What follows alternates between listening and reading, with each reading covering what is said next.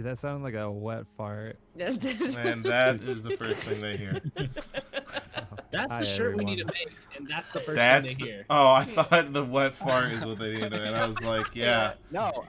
that's That's t-shirt material right Yeah, there. that is hoodie material. Well, Hoodie season. Get on it. hello I everyone. will say. Go ahead. What do you want to say? Oh, I was gonna say, with candy in my mouth, Jezza has a knack for getting the first words in. He really does. That's true. So, hello everyone. Welcome to a new show, I guess. Tavern Talk, where hopefully this will be a regular thing in the future as well. But it's going to be us discussing the events of last chapter, which you can now see on our YouTube channel. Link is below. As well as the campaign just in general. For anyone that was there for the stream last chapter was a pretty heavy one. Major spoilers ahead. If you can see the overlay, you might already know why, if you weren't there. But, yeah, say hello, everyone. Hi. Hello. So melancholy. Hey. You know what? I'm out. I don't want to be Just here. like Sven was. Yeah. Oh, and new overlay. New overlay, too. I don't know if this is going to be our permanent I know, I one. saw that. It But was really new fucking overlay? It cool. looks really nice. Yeah. Again, thank you Good job, to Brandon. our Brandon. Thanks to our Brandon. Our brand. Wait, God's this way. Right? Nope. Nope. Fuck. Other- This way. Yeah, there you go. To everyone's right. Oh. There's You said Cade. God this way and pointed right at Sven. Yeah. Well, I mean, it's technically speaking. He There is was a with God. family. I don't know the lyrics, but I know some things happened in that house. Does anyone want to kick off any sort of ball We're rolling? gonna- Sorry, I think I might have missed this with voices and stuff, but did we say like what this is going to be, like what we're doing here? We're not. We're like, I know we're just talking about last session primarily, but we're also going over just kind of the overall campaign. Yeah, up to this point, since we haven't had one, but I would assume if we started doing these weekly, we would probably just discuss the last one or any questions Yeah. that people may That, have. that was more what I wanted to get at is, this is going to be kind of a Q&A where we're going to be asking questions to each other and And if chat wants to get involved too, and they have any questions. exactly. Ask all the questions, chat. We will All read of them them. and respond live. Yes, this will be one of the very few streams where we actually directly and quickly respond to chat. So, Yeah. there's We that. are live. Mm-hmm. People we are. Yeah. Actually, no, we don't talk to anyone. But I guess I'll kick it off with kind of a softball question. How is everyone enjoying streaming a D&D game for the first time? I'll let the people that It's are more terrible. experienced in D&D to Yeah, take this one. I'll start. It's I'll horrible. Start. It's not horrible. No, it's a lot of fun. I can't lie. I miss the minis and the map and actually being around the table yeah. with everybody. But but Oh, but yeah, like kind of being on the camera and kind of having an audience and some fellow adventurers kind of in the background is kind of a cool thing. So A lot overall, less I like it. murder hobo antics. Yeah. Sounds like you just had a murder hobo campaign. I mean, I guess that's a good point for June and Sven and Alar from other campaigns that we've played together, whether you ran them or not. Do you think because we're streaming it, you're less murder hobo-y in any way? Well, I did think that up until last episode. Okay. I actually think that just comes with like experience and playing more, and then also, I mean, obviously to do with whatever kind of character you make. Yeah. That's true. That character's personality, like you could just be a murder hobo and that's who you are. But I don't think make for characters that are murder hobos. That's Yeah. not fun. Unless you're Yeah, just I running think, a like- kill shit, get loot kind of session or Exactly. campaign. Yeah. Exactly. But if Yeah, you yeah. if you kind of Good have the combo. vibe for the campaign as a whole as being, you know, there's more in-depth Mhm. things to go into rather than just Hulk smash your way through everything. Right. And Yeah. and yeah, I think, like I said, I think that just comes with like playing more, and it's like, yeah. I think one of the biggest things when it comes to following through with flaws of your character, and Matt Colville has a great video. I don't know the title of it, but he essentially talks about when characters or when players say that they're just playing their character, which in my opinion is always good to do to an extent, because we do have autonomy over our characters. So let's say you have, I don't know, a dumb Goliath who doesn't know anything about anything, and let's say they want to see what the lava tastes like or something ridiculous, and maybe they might be that ridiculously dumb and be like, well, so that's just some sort of bright ice cream. You'd want that. You have reservation as a character, so sometimes it's like, yeah, my character would just go slaughter all of those babies or something. It's like, yeah, but you as a person know that you Anakin want the Skywalker. game. Yeah, exactly. Yeah, full on Annie. But Yeah. you as a player know what those consequences would be if you were to do like the my character thing. So I think sometimes people, if you have like an unfettering devotion to what your character would do, you don't have to follow that blindly. I mean, I like when people do play their characters, but sometimes if you know it's going to be a bad, I'm not gonna start to post blame on what happened in our last episode, but it's like some decisions were made based off of, well, that's what my character would do, and then in hindsight it was like, yeah, but then it led to certain things like that. So like just learning and going forward, sometimes it's like, well, yeah, usually I'm a smart mouth, or this isn't like being passive aggressive towards Cthulhu. We'll get I was there. about to say, you can I'll just be, We'll you get know, there. I That's coming up. We'll get there. We'll get to that. No. We'll get to You that. could just maybe like, oh, Well, I will be directly aggressive to Cthulhu later on, and I can't be directly I think aggressive to everyone- Urudin because he right now is raiding on WoW. But He'll should be- just to aggressive tie a with knot in my rant is that like sometimes like if somebody's like a sharp tongue or something like that, and they're dealing with let's say a king that is known to just like chop heads off people that talk out of turn, but normally your character would talk out of turn because he's a smart mouth, but like, you know, like, it's situations like that, it is good to have like the meta aspect, make sure that you propagate your character and also the story, as opposed to being like, yeah, well, I know this king's gonna cut my head off, but my guy's a fireball. And then just was like, fuck you and your stupid boots, king. And then now your character's dead. See, Cthulhu's not that bad. No. Sometimes. Sometimes. Almost was. I mean, obviously, we're gonna have a lot of hindsight with what we're saying, so it's Yeah. We still yeah. don't know what the All king whispered in- to his it's client. all No. in I love. know, and I want to know this shit. I'm gonna get to that too because I have questions about your guys' interaction with the king later. Mm.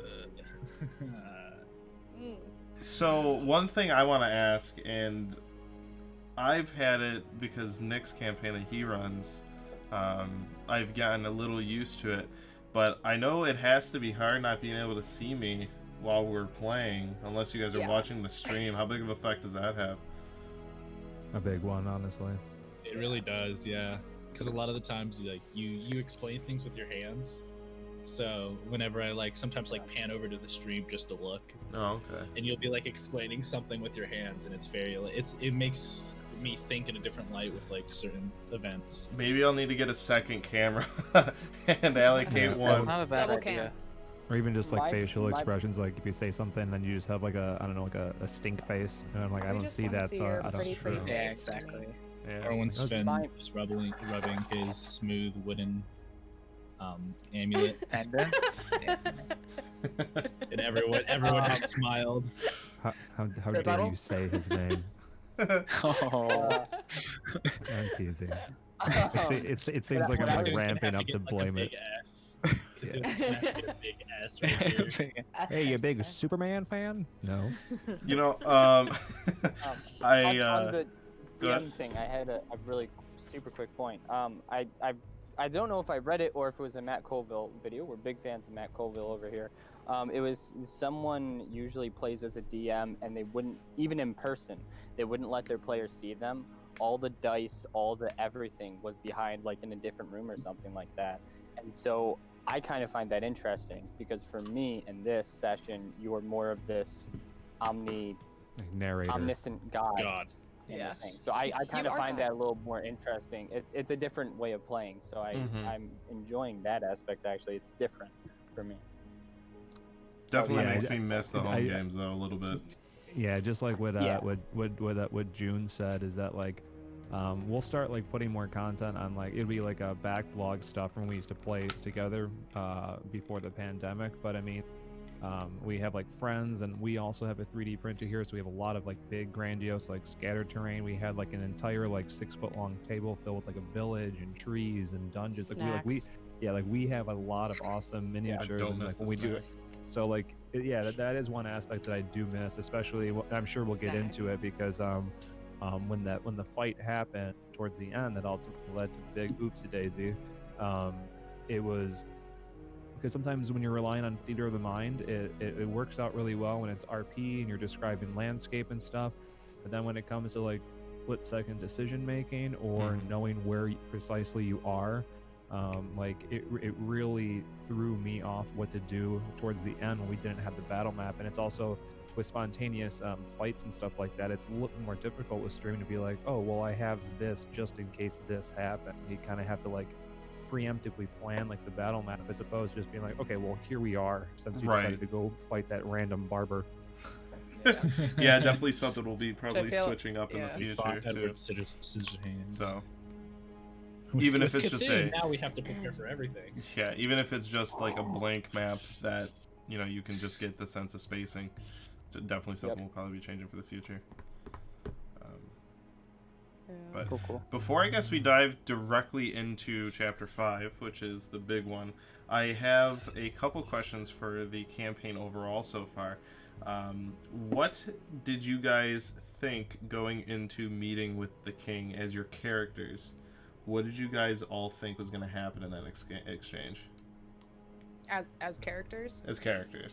You can do both, but I'm interested also in what your characters were thinking going in to speak to the king.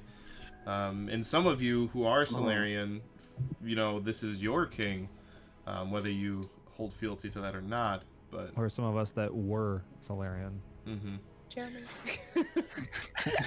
Hey, I'm gonna use the correct tense when referring. at that time, he you who were, was not you there. are, That's right, is, you were present. am You were Solarian. there. Before Do I we was just murdered, get a fucking Voldemort in the party? Like, we're not He Oh, allowed to who say his name. He has his Yeah, nose. What are you apparently. talking about? Oh, his voice. So yeah, what was your guys' mindset going into that meeting? I'll go first again. As a player, I'm just gonna take it over. As a player, I kind of had a feeling, just the way that like the events that had transpired beforehand, that it was going to lead to him asking us to do something and kind of and going that route. As a character, June is very kind of like pragmatic, and she kind of saw what was happening, and which is why it kind of made her upset that they were being accused of something that she knew that we didn't do. And then to kind of be going to the king, she's polite, she has respect for royalty and all of that. But it wasn't necessarily on good terms, so it's not like she was really excited and hyped up to see him. It was more of a kind of just soaking it in and like what's happening here. Like, are we under arrest? Are we not? Are you gonna chop our heads off? Yeah. Okay. Anybody else? I'm curious with I wanna- Alar, considering you come from a very desolate place. Well, not desolate, but not Mm-hmm. very hermitized living. What was it like meeting someone who had such high nobility in a land that you don't hold in such a high regard? I think for Alar, it was very similar to meeting a village elder, because he has very high respect for those elders because they are the ones who run his clan, and the king is no different from the village elders, except that he has more money and more resources, and it's a little easier for him to chop off my head than the village elder. He's a lot more powerful. Yeah, a lot more powerful. I think that's where his mindset was. He was also under the threat of persecution as well. So it was either going to be in his head. It was not also either he was going to end up getting killed, or for something he didn't do, or he was going to have to do something to get out of it, which is he's used to at this point. Yep. Anybody else have any Well, takes on the I'll, meeting? yeah, I got that. So I got this. as a, Okay, Zio. I got that. Don't worry. Even out of character. I got it. Don't worry. The captain. You got So- your name, Captain? So as a player, I wasn't too sure what was going on. I did feel that it was going to be a more of either a hey, good job, you did it, or go here and do this now type of thing. I thought that you wouldn't make us flee, especially with how you're pushing us to not just up and ditch the city in the first night, that we were just like, oh shit, we're being blamed for all this, time to get out of Just grab Dodge. my whole campaign book. Yeah. Yeah, Well, I guess exactly. in Set it chapter on 5 fire. hindsight, you guys should have left. Yeah. Yeah, But anyway, continue. yeah. So I thought that it was going to be one of those two situations. As a character, though, Zio was definitely excited, as you might expect. Somebody on my level finally. Not quite there. But being introduced to a king that the king of a nation that Zio has studied about for a good period of time.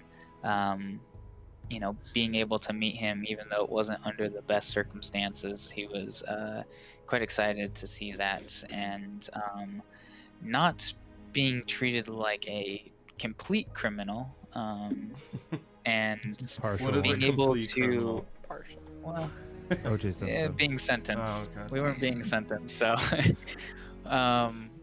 and also being able to get Zio's first actual quest from the king of a nation that he has read a lot about. Definitely meant something to Zio, and then seeing how it turned out, he's not too happy about it. Okay. That's Mom, really I did it. interesting. Oh, fuck. I didn't, I guess as a DM, I didn't connect two and two of how much you'd be excited to meet the king. Yeah, Zio's generally pretty excited about seeing most new things, and something that he has some bit of knowledge on, and being able to tangibly see what he has been studying for all of the hours that he's put in.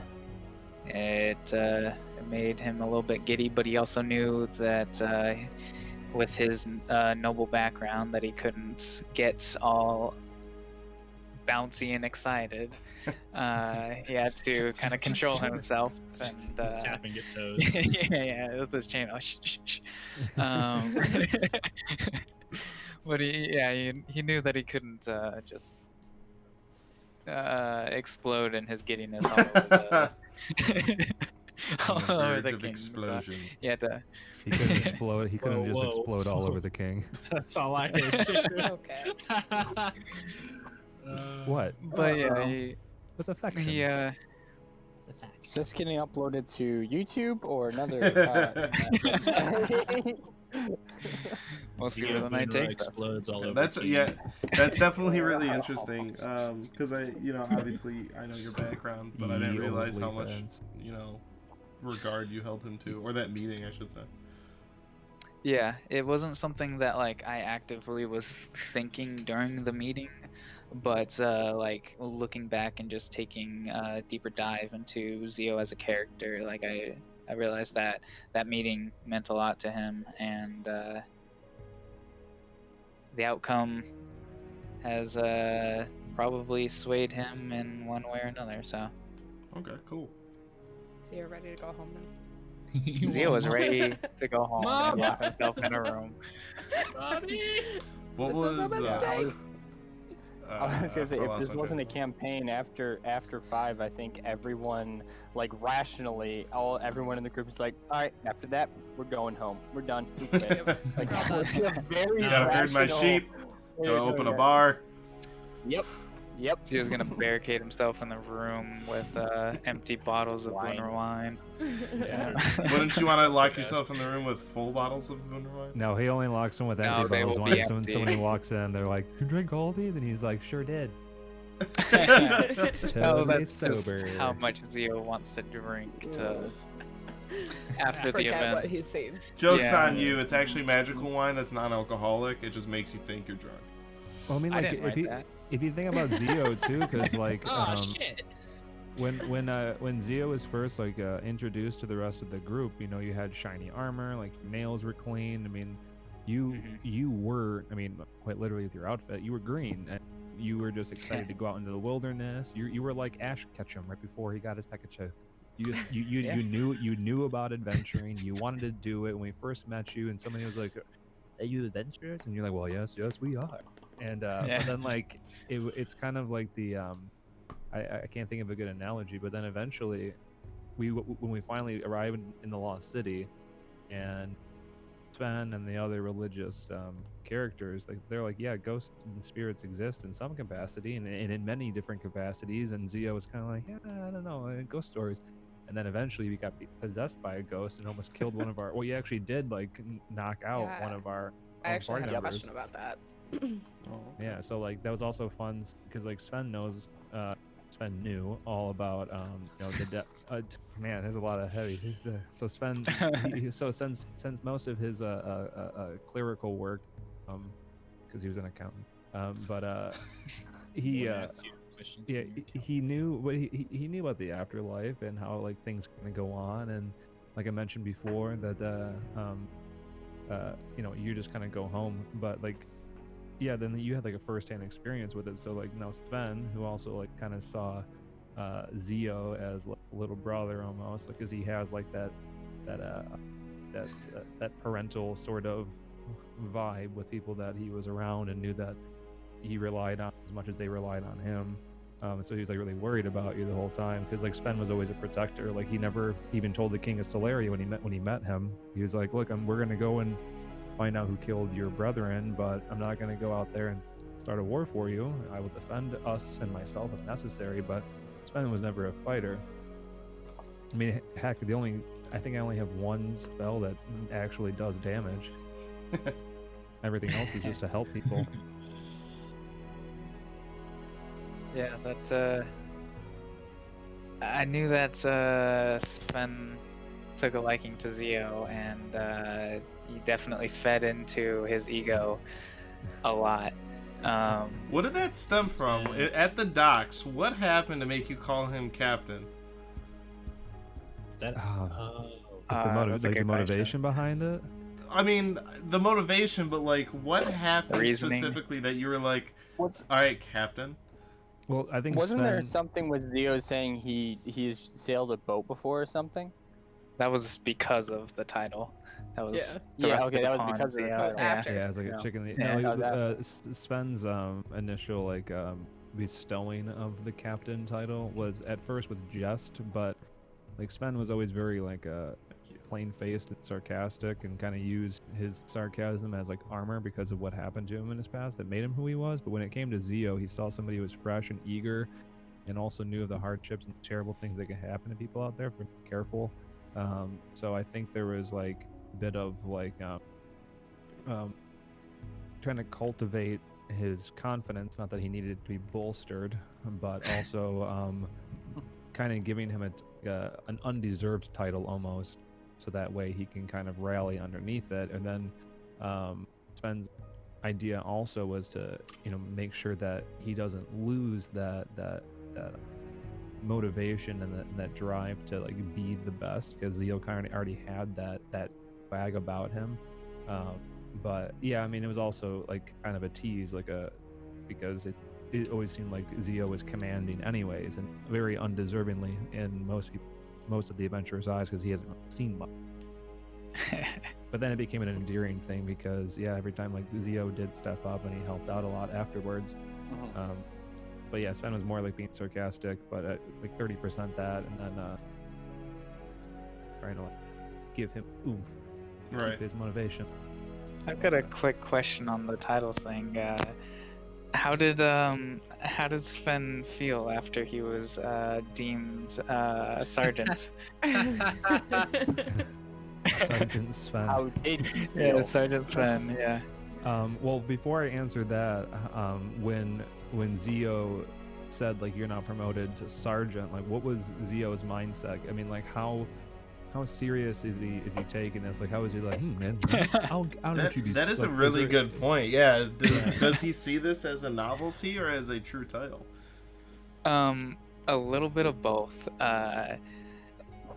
It's something that never crossed his mind before. You gave him the title, and he took it to add to his collection of shiny He things. fucking ran with it. Yeah, It's and like, good, thank you. exactly. And now, I think that it will probably definitely change after the events that have happened. But up until of the events of even episode 4, it was becoming more and more I guess just a term of endearment. That's kind of how Sven and- took it, because I mean, like I think in an actual episode when I came to you and I just tried to see what you were doing and make sure to focus on your inner light and not let things taint it or whatever. And then you had mentioned that I was now being promoted to Sergeant Sven, and I specifically said that, like, an actual smile Yeah. curls across his face, because like Sven did, he wasn't endeared to Zio just because of everything that I mentioned before. So when you like bestowed that title on me, like I knew where it was coming from, because I knew like that you did kind of take the captain role seriously. So to you, it was like you were giving me your approval, or it was like reciprocating me giving the captain Yeah. to you. And these are all like fake titles anyways, but like I saw the gesture. And I didn't feel as if you're like, oh yeah, well you could be like Dwight, like you could be assistant to the regional manager. Like I didn't take it as like some like demand. Yeah. Yeah, Sven definitely was like, That's definitely, and it had to be a title lower than my own because I'm Zio.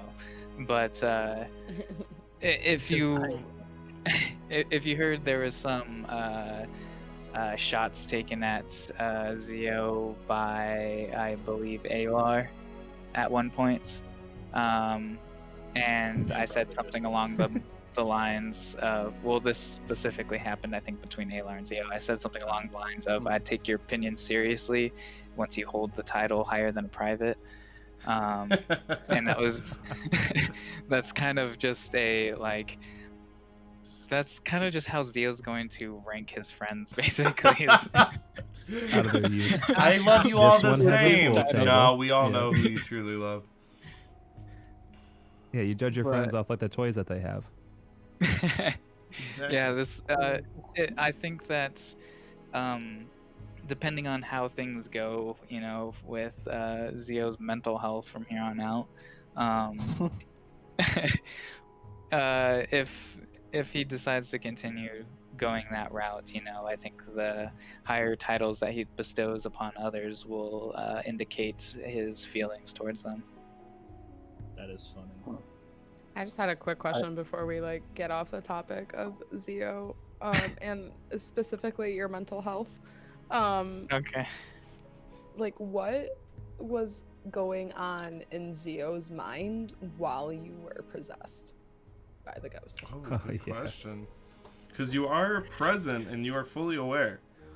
Yeah, that's what hit Zio really hard. Is he felt like he was the one causing all this damage, even though he wasn't in power of doing so, and he didn't have control over his own actions.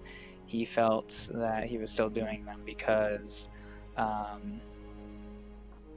it felt like his hands were just moving on his own, but he was still there in his mind, and he could see everything that was going on. And not knowing anything about ghosts or any sort of paranormal activity before this, he was not quite sure what to make of it, and he was so during the actual actions he was very confused, but pretty horrified at the entire event. It's kind of like the And- Jurassic Park complex when like they didn't like they were digging out dinosaur bones and they're like, and then Hammond was like, let me show you something, and then by like the end of it they're running away from actual dinosaurs eating all their friends. I have Yeah. I have kind of a question that is leading off of that. Did Zio, I don't know if you've thought of this, did Zio, because the ghost makes you do your full flurry that you can possibly do, did Zio learn of any sort of might that he may be holding back as watching what his body could do? No. In a mechanic standpoint, there was more that Zio could do, but it wouldn't have been right to the story to just say, "Oh yeah, like Oh, okay. if you want to do more, do this." So like everything that the ghost made him do was actions that Zio has already taken, and then Oh, that makes sense. yeah, at the end there, when Zio regained control and everything, there was a little bit of flash, a little bit of flare at the end there when he killed the ghost. Right. Okay. Didn't cast light correctly. You've been waiting for weeks to say that joke. Well, yeah, Well, now Aloy you have didn't to do see it. You have to do it honor Sven now. Now you really have to learn the light magic or the light cantrip. I want to know, like, why does Zio want to learn magic so bad? I like how you're the It's only one that was like, fucking you know, cool, I'll kind of that's just fly off the top of my head, and then everyone's like, so Z. I know, right? I'm taking it because it's grilling me. You're next. That'll come. Oh, we'll get to that. Fuck. Yeah, we got like 45 So- minutes, and that's all you. Shit. Zio,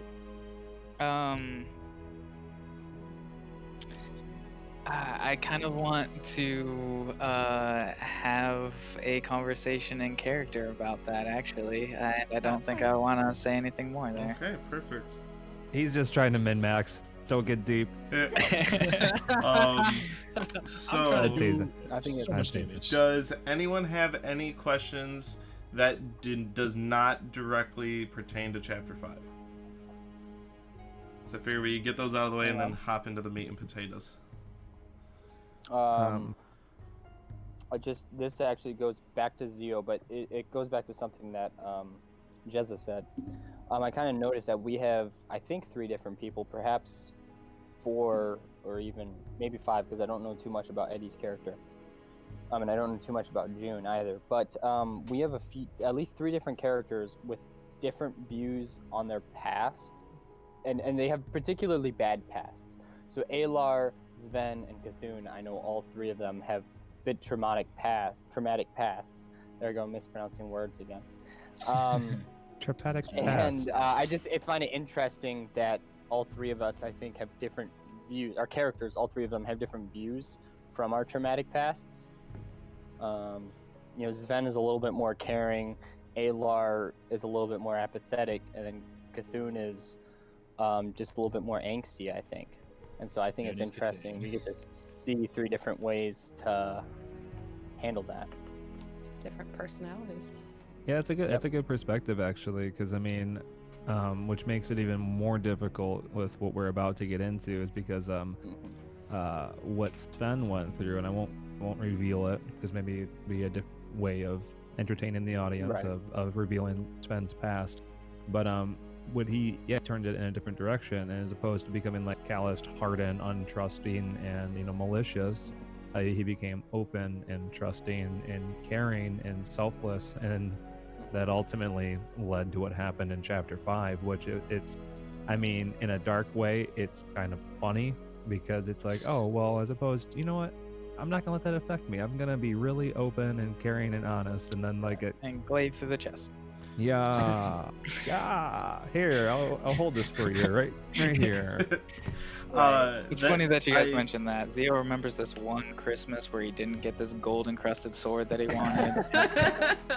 And then he threw a temper tantrum Going again. into it, he's like, "This is what everybody gets for Christmas. This is a normal amount." Yeah, Yeah, I this is remember the one normal Christ- amount. yeah, one Christmas, Sven got Love just you, the kid. end of a carrot. It was just the leaves, and that was his Christmas dinner. Is this on Christmas? Alar's point, by the way, it's no secret that when people are creating backstories, it's very easy to go to the traumatic, not necessarily the woe is me, but the very traumatic background. So it is refreshing and entertaining to see that there is different ways to have a traumatic background and not be like, oh, shucks, because it's very easy to have the well, it's not easy, I shouldn't say, but it is more difficult to have that background and not be self-loathing 24/7, because it's still very difficult to RP well with a character that is self-loathing, but it is very interesting to see, like you said, the different takes on the traumatic background. Yeah, and then we all get to try and influence Zio to see our way after now he's had to kill people and see people be killed, and we get to be like, yeah, this is how Welcome, fucked up bitch. the world is. Technically, why we're Zio all has fucked up, not bud. killed anybody himself yet. It's true. It's true. Nice. He's done some He killed a damage. wolf, though. and- yeah, Fucked up a wolf. he's killed 2 ghosts now. Ooh. It's true. But yeah, I only have one final question before hopping into chapter 5 because I'm curious. There's only been a couple.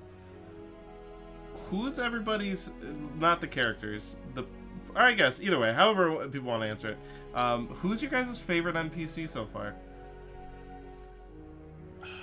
Even if it was the Goliath. introduction at the end of chapter 5, No. even if it's that one, for whatever reason. Cannot like the bad man. What is So everybody's? if we can go back to Can't do Session Zero, Damn. People I that fucking loved the farmer, man. What was that guy's name? Clay? Oh, the or like southern something guy, like that? this Clint, guy I think. right here. No. The really poor farmer. Oh. Yeah, the one that He like now tried carries to, a that Fulton asked symbol. us. Yeah. His Good name. fucking If I had my love it where notebook, I we would live. have. I Clint? know it. Cliff, Craig? yeah. Craig. Was it Craig? No, Started with Chet. Craig. It was Craig. Chet. Chat. Yeah, Chat. Yeah. Fucking love chat, man. Like, that Goliath was gnarly. I like that Goliath. No. What's up, I Edward? would not. Yeah, what I Goliath? think No. June has big bad plans for Go that ahead. Goliath. So Okay, yeah, so I who's was everybody's gonna favorite? say- but funny enough, I think Alar, the only NPC that he's really empathized with was the wolves. on a very serious level. No, because there's these That's fair. creatures in the Because wild you are a that monster. they have to fight and live for themselves, Giant. and they're in this monster. really fucked up environment. And then some was like, "I get adventures you." come around. Yeah, and like I literally get that. And you know, him being a furbolg, he tends to like nature more than people. So yeah, an honest answer would actually be the wolves. Okay.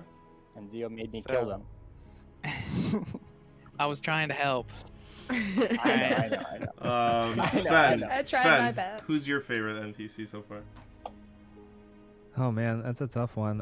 'Cause Sven, I mean, out of all the things that affected him in his past and how he's able to transmute most of it into like, positivity, he still was very hard pressed to connect with people until like he met everybody. And but I think one person that he kind of connected with in a small sense was the King of Solaria, because he like sat on an island and had a lot of responsibility, but yet almost was completely helpless to do anything. And like the smallest thing completely threw everything, into this pendulum of where it was going to settle. So like he cared so deeply about his city, and since Sven spent a good chunk of time in Solaria after, coming up from the south, that he kind of related to him in that sense. It's not like the nobility or the fame or like the money, because like Sven never really wanted money or needed it, but I think the king, just because he had a heavy crown, and I think that after everything that Sven went through to get where he was and finally become like a clergy member for the Hall of the Undying Court, that he felt like the 30 years that led up to where he was like he had to rectify everything that he went through. So I felt like he related more with the king aside from royalty status. Okay, cool. There's a good perspective on it. June. So We're getting to you, Lazio. yeah, June, who's your favorite? Honestly, June doesn't have a favorite NPC, but her favorite place so far is that apothecary that got broken into. Oh, okay. That's right. From session As a 2. player, my favorite NPC would have to be that little son of a bitch Chester. Like, Yeah, fuck that guy. but he's God. good. How are you today? Good. Yeah, like he's good. Like he's good And at June what he hated does. him. And June hated him. That's what I'm saying. Is June does not like him, but as a player, I respect and I appreciate him. Orc with a spork. Cthulhu. See, again, it's favorite player is my little farming buddy, but since it's not him, I can't use him. Okay, well, all right. That's all right. So is that Cthulhu Cthulhu? I was about to say, Is that Cthulhu hasn't Cthulhu's or is that been friend. Cade's? No, that's Cthulhu's favorite So character. who's 'cause he Cade's was- favorite character then? Personally, I really like. I do like Chester, although he's a fucking asshole. But no, I like how he's the clever. He's like the clever, like, I forgot what's the word for it. He's just a clever little dude who you think is just right out stupid, and then boom, he's actually really smart. Okay. So yeah, it would have to be him for sure. Awesome. Got it. So kill Chester. Got it. For emotional effect, kill Chester. Got it. Well, Cthulhu's June gonna be won't care. fucking That's true. happy. Here's one. I'm wondering if the rest of you even know who this is, but Kyle. I did like Kyle. Kyle. Was Kyle? He was okay. So after we had the whole shenanigans happen in the warehouse, and then we got pulled out. He was one of the guys. Yeah, wasn't he was one of the guards who was just like, "My name's Kyle. Okay, can we keep moving?" I appreciate I feel Kyle. like Kyle is just about off shift, and he's with this other no-name guard, and they're like, "All right, well, let's just it's probably some cats knocked over a bottle." And they walk in, there's just dead bodies and blood and all these weird characters and like lighting magic and stuff. And we're just like, they were like this. We found. And he's like, seriously. This shift just got 12 hours longer. Yeah. The paperwork is about to pile up. And Zio. So, my personal favorite character, I don't know. I am partial to Chester. I think he's a really good character. But I don't think that I necessarily have a favorite. Although Zio, his favorite NPC would definitely have to be the captain of the ship that I rode over. Captain Flynn. Captain Flynn, yes. Okay. I forgot about him. The way that he just let Zio keep coming back for more. Let me take your money. Yeah, I don't know how much of that was Flynn and how much of that was the DM, but maybe Yeah. 50 Yeah, on DM's that like, one. keep playing till Yeah. you get this. I was think like, so. keep playing till you lose everything. I don't care. Yeah. Sell Cthulhu as a ship slave. Zio's Zio was like, just I about bet ready, my and he should've- mom. That's how we get rid of Cthulhu. We sell him as a ship slave. There we go. A problem solved. Problem that solved, we still sell our open? player Captain Captain characters. Flynn? One guy that I expected someone to throw out there was no. Oh. I think Uridan would have. Yeah. Maybe. I think Uridan Yeah. would have loved that, man. But, That guy was great too. You know, if you think yeah, about I it, guess Cthulhu's favorite character would have been Captain Flynn. Now thinking about it, Yeah. because he kept putting Zio in his place time and time and time again, and Cthulhu was That's fucking just it. loving it. time and time. Yeah, Zio that one tried to dude. like. Go Go ahead. ahead. Go ahead. Oh, I was just gonna say that the one dude, like if you think about it, I mean, like with how dominoes work, like the whole like logical principle of cause and effect. Technically, that dude killed Sven, so fuck that guy. Because if What? he didn't say, because think about it, if he didn't say that, hey, there's like some gerblins we gotta take care of, and he sent us out. Like he was like the first droplet in the ripples that eventually moved us all the way. Because think about it, we might have just left Solaria or something like that. Like, oh, this town's kind of dead, but everything. wait, the nasally guy was in the crow's net of Nest. Flynn's ship. No, who was the guy that who came up to us at Quinn's Tavern? He was like, "Are you guys adventurers?" Oh, I'm thinking. Okay, never No, mind. no, Yeah, you're the guy in the Different. crow's nest. Different. Oh, Yeah, the nasal, Now I nasal understand guy the was the confusion. one that slept up in the crow's Yeah, I nest. was saying, That's now why I when you understand said that, all I the was like, confused looks. how? I'm Yeah. really interested in this. Do you want to know why? Because he didn't just say, "Why don't we just turn back?" Why didn't he just go? He had the "Why crow's don't Why? nest. Yeah, he should have been like, you know what? I actually just thought of something. How about fuck this? I thought you were gonna blame him for Sven's death because he said the land's that way. I There. seriously thought that's where it was going. Found it. We need Oh wow. Well, I guess on that over note, there. since the cat has been out of Leybag, if the hints weren't strong enough, let's discuss Chapter 5, which inevitably led to, well, not for sure yet, you guys have some ideas, but ultimately led to, Yeah. in some form or another, Sven's death. I Leading offer a into the suggestion real quick? session. Sure. If it has to do I with the just end of the thought- session, we'll get into that. In a No, minute. no. Okay. I just thought that it might be a good transition, since we're in a transitioning point. I thought that it might be good to open up any questions that the chat may have right now.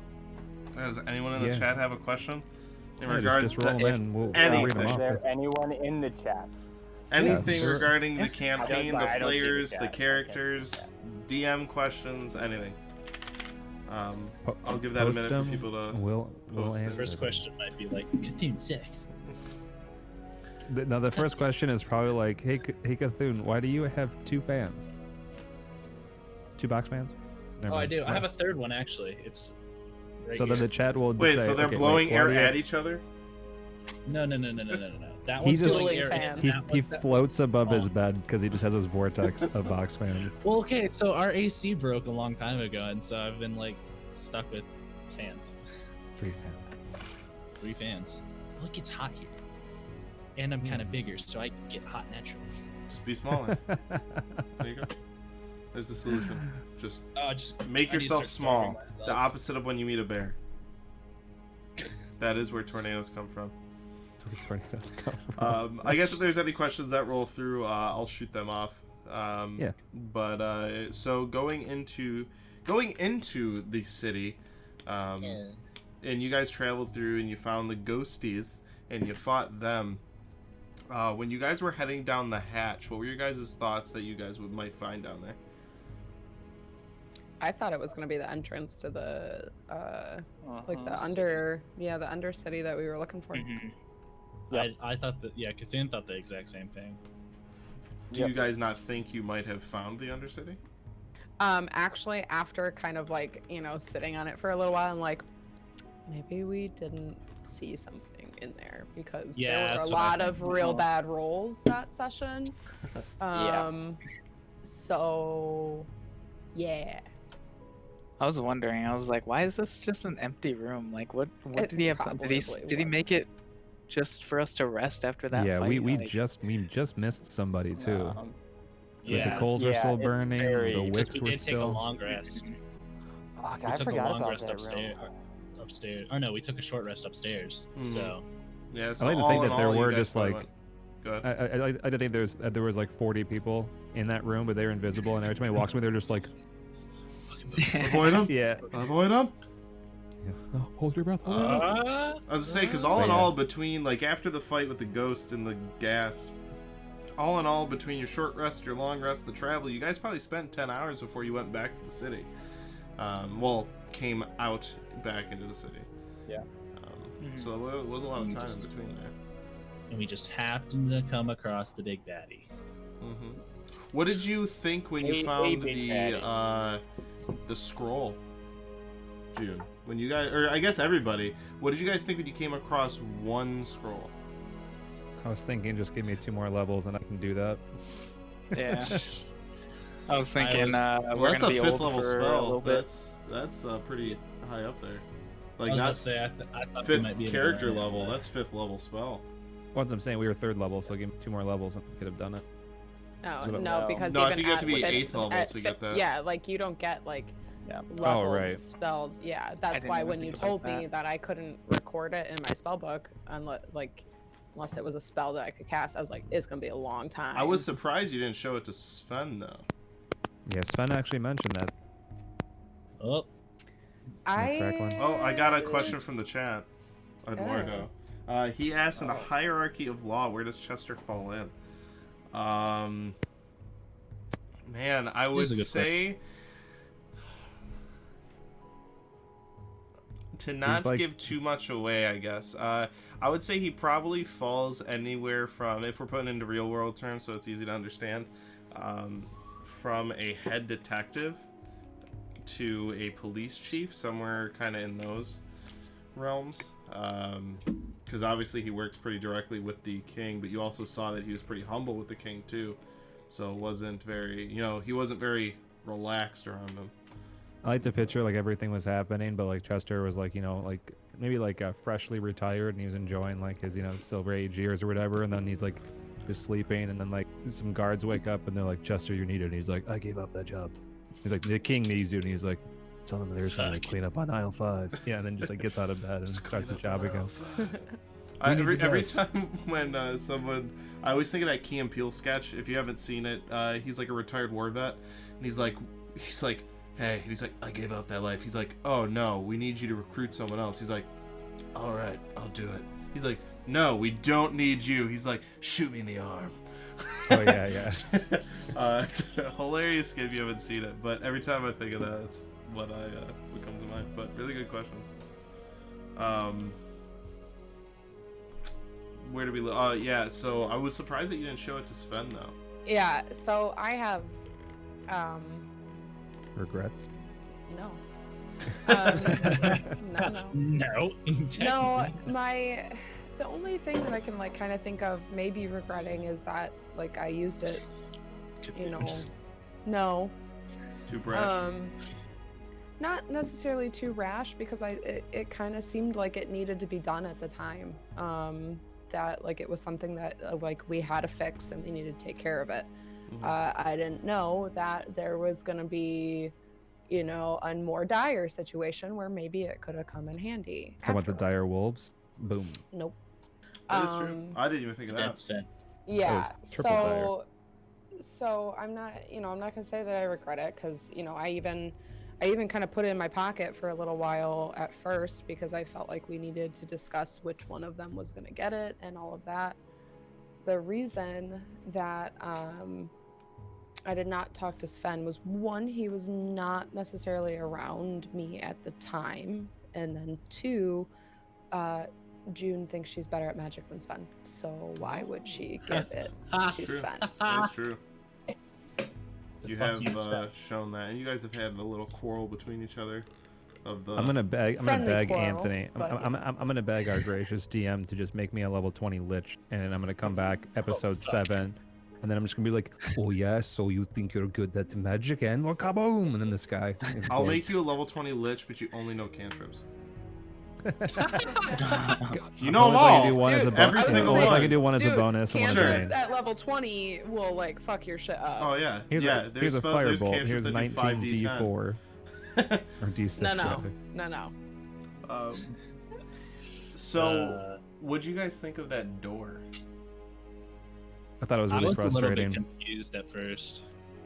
I was Well, it trying- was just like gears inside of like a glass window, right? Pretty much, yeah. It was. I mean, to Yeah.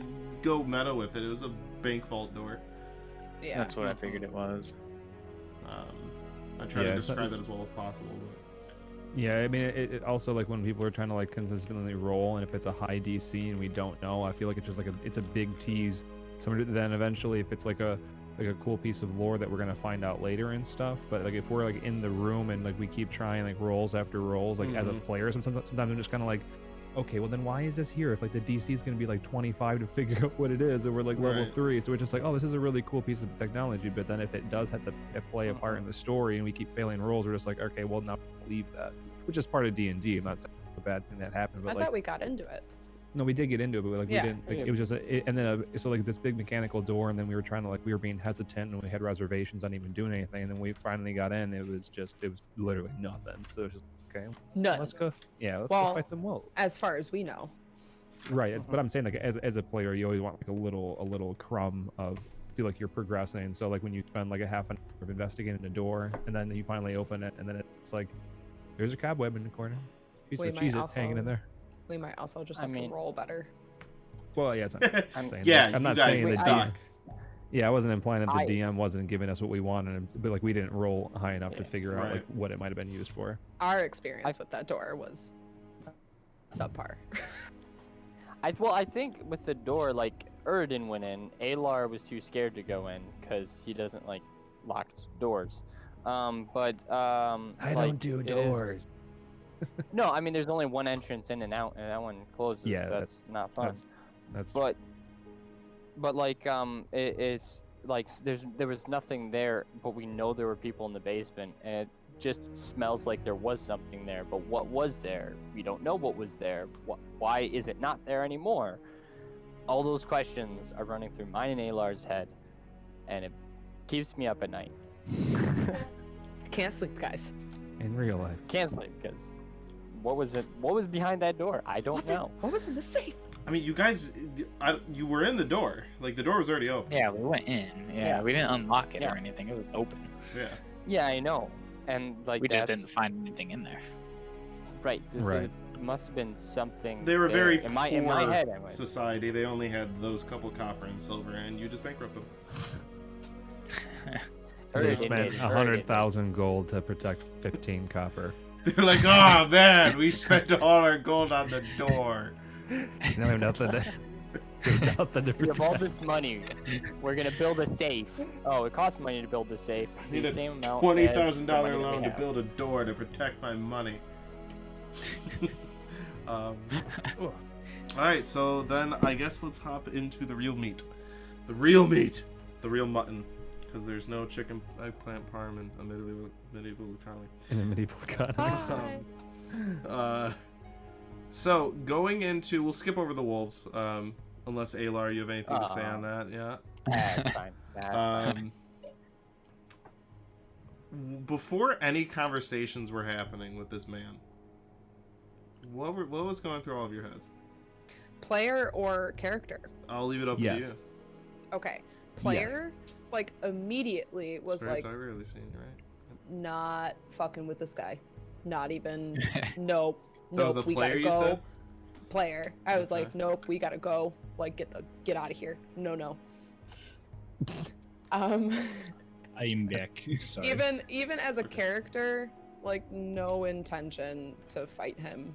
I mean, maybe it is because like June has dreams of being a really powerful wizard, but she also is like realistic in her limitations and seeing and I am the smallest one out of the group, and seeing that very, very, very large creature climb out of that wagon, it was just a whole lot of nope. And then, yeah, it turned into a whole lot of nope. Yeah, But Sven yeah, never that's had any intention Where I of, was at, yeah. of fighting him either. I mean, like before we even got there, I didn't even want to fight the direwolves or like any of that stuff. Because I mean, like I mentioned earlier, Sven literally told the king, like, we're not gonna go there and just start slaughtering people. Be like, who killed this guy we just met's best friend? Like we were there to search. investigate, help anything that, or like that's what Sven was. So like when this carriage pulled up, it was kind of like at first it was apprehension because this is an abandoned city as far as we know, and then when that person came out, like Sven knew that it had to have been an adversary, but sometimes an adversary can at very least be a temporary ally, which is why when Sven was trying to approach and walk away, his thought was, well, if I walk up to this person, I'm not backing away, I'm showing fear, but I'm also not showing aggression by pulling any weapons out, because it's also why my AC was so low during that moment, because I didn't have my shield out either. Right. And I quite literally mentioned that like I had my arms like folded under my cloak. I wanted, and Sven does not look threatening at all. Like he's lanky and he's gaunt, like he doesn't look character. And I have high charisma, so I was hoping I could persuade him. But yeah, that's what we were there for. We were there to investigate, and even if some of the markings, or even if like as we were figuring out that this person might be either linked or a part of Hall Syndicate, they don't have any reason to attack us right now because we're just fish in a very big ocean that we're trying to investigate. So that was another thing too. And then there was a meta aspect of it, like, okay, this guy's 9 feet tall, and I don't even have a shield equipped or any spells that hurt anybody. So I was being really vulnerable trying to like go up there and talk to him, trying to find some information. Because for all we knew, he could have taken us back to our camp and been like, you know, that King Solaria is not what he appears to be. And then it could have been like a big flip where like we were being used, the actual bad guy, and everything was a lie, and that the Hall Syndicate was actually some anarchist rebel group that was trying to like liberate people. Like, you know, it could have been a whole different thing that Sven was thinking about, because he's used to being manipulated and lied to. But right. That's a really good we'll point. find out. Of just maybe, you know, potentially, you know, you were there to investigate. Mhm. That's why I wish Urudin was here so I could ask about the nail in the coffin. But Quite I literally. get, before we hop into Cthulhu, I was about to say, let's not go into this can of worms. Oh, we're going. That's One- what we're here Head for. first. Zio. That's Open what up we're a can of here worms for. and you're eating all of them. Zio. And the can. Yes. Unfortunately, it seems that you took a pretty big back seat to the verbal encounter, and when it turned physical encounter with this character. What was his thought process on that? So, I already explained and got into the thought process that was going through Zio's head when he was being possessed, and the guilt that he was feeling over that encounter. And then directly after that, we encountered some wolves, and what happened there? Zio got us fucked, and so he felt responsible for that as well. And so it was kind of like a really hard blow, and then just that kind of soft little tap to the nuts that just throws you over the edge. And A little It's soft never tap soft to the after nuts. It's never soft. It's always like, ow. yeah, exactly. And so he was just kind of feeling that like almost everything was his fault at that point. And so he was taking a back seat for everything. If we still have the overlay up, you can see Zio walked into that fight with 8 HP and healed himself for 2 during it. He didn't speak up when heals were being offered because he definitely didn't feel deserving of them, and thought that his own ability would be enough to get him by. And when he saw this Goliath come out of a carriage, he Wondering what the interdimensional space of that carriage is. I actually Close did think journey. about that. I'm like, Yeah, how go big It's is a the magical carriage? carriage. well, I'm sure you guys have It's not like he Bag was of standing seen a up tall guy get inside out of the a car, carriage. you know. It's not like he was Yeah, in but- there, but legs why would he do extended, that? full torso extended, Like he's not I like how I T-posing get out inside my of it until the DM takes control of him. Okay. It's okay, like okay. Jack get out of a fucking Mini Cooper. I love how the But- suspension of belief. Yeah, we can heal people. We can do a bunch of things. There's mystical creatures, but can he fit in that carriage No. logistically? No. Logistically, no. It has to be a fucking big carriage, man. Fantasy is It legitimately bullshit. bothered me. It was a thought I had as he was getting out. I'm like, He's shit, just like how big sitting is there this hugging his carriage? knees. Fuck. Yeah. You know, fuck physics for every single part of this campaign, except when the Goliath tries getting Right. out of the That's- carriage. That's Well, the it's like part when- I'm not How okay the with. fuck would Cthulhu and the dude fit in there together? That's another question now. It's it's a natural thing because Oh, even yeah. like watching like The Walking Dead, like all of that's ridiculous. But then somebody has like an infinite double barrel shotgun, they never reload, and you're like, that's bullshit. It's like yeah, because It's zombies. magical, and- motherfucker. yeah. Any final thoughts on that question, Zio? If not, I'll open up to anybody else that has some questions about that fight. I will Yeah, turn into a roast edition. I had just a few more things to say on that. So Zio was prepared to strike if he felt that pretty much the entire ship was going down, because he knew that at that point what he saw was enough to completely annihilate him, and he might have just been a distraction for long enough, and he decided to speak up when he felt that maybe he was the only thing that could persuade this man to do something other than kill friends of Zio's. So Sorry, I was laughing at it's a convertible I carriage. saw that too. You just see his fucking shoulders and head. He's pressing the But- button as it goes down. but as a player, my first thoughts on seeing the Goliath and stuff were very similar to June's. Was just nope.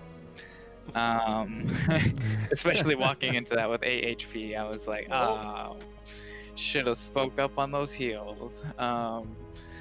But I thought that similar to Sven's thought process, I thought, maybe talking to him is what we need to do, and he will lead us to the next section of this quest. And Yeah, because he wasn't even like a bad guy to us at that moment. He was just Exactly. a person that was definitely daunting, but well, wherever this quest takes us, he definitely led us there. Yeah, there was Definitely just- getting better in the next like 10 episodes. it was just a shame because I mean, for a lot of reasons, but I mean, there were like a few poor decisions in my opinion, and there's also just terrible roles on everybody's part. I mean, Yeah, and that's the I shitty mean- part that we can't really change, you know. yeah, Just and like wanna also say- there were, what's that? I got Zeo dice today. I ordered them before stream started, so rolls will get better. I did curse Yeah. your die before the stream even You started. did. How dare you? What? He had yeah. 5 die for But- the Campaign even character. started. Fine Cthulhu dies unless he dies in the next like, 2 Does days. anyone Uh, have remove curse in their spell lists? Anyone? Anyone? Jay actually needs it. But Yeah. For his when dice. it came down to doing everything, because I noticed that like Cthulhu was being snarky and stuff like that, and there was even a point in the stream, if you go back and watch it, which is now on our YouTube, there's a point where Cthulhu's being a little snarky and like mentioned that Sven kind of looks over his shoulder and it was just like shut up, got like that look. Mhm. But the point when I knew that this adversary was at very least neutral with Sven, because I had met him with each step, I had answered his questions, and I had directed him again, if anything, neutrally. But then when I realized that he started gripping his glaive, even though like the DM isn't calling for rolls with Sven's intuition, I roll a lot of die, and just anything above 10 or below 10, it helps me decide what I'm going to do, or like how he is perceiving the situation just helps me as personally, like role playing wise. So when I noticed his agitation, I felt like, yeah, he might just snap and start attacking, and he will definitely take us out. So when and mind you, I didn't have my shield up, so I had 2 less on my AC, so I was a little more squishy and easier to hit. But when I decided to use my 2nd level spell on him, to have him drop his weapon, it was never going to be an antagonizing move, because he wasn't allowed to pick it up until like the spell ended or I lost my concentration.